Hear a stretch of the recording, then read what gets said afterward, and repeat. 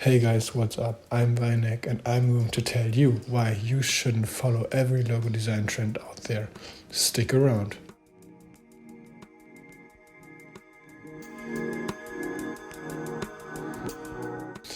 Logo by definition means logo type. What many people mean when they say logo is trademark. And a trademark can be a symbol, word mark, logo type, and so on.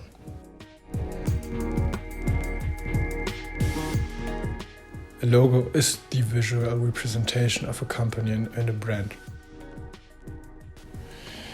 A logo is like a face. Sure, sometimes you change your haircut regarding what's cool or trendy, or your makeup, but your face stays always the same.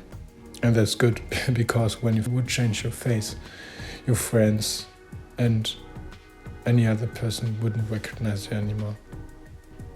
So the logo is the face of the company or the brand. Your customers are recognizing you by your face. And when you change your face, they don't recognize you anymore.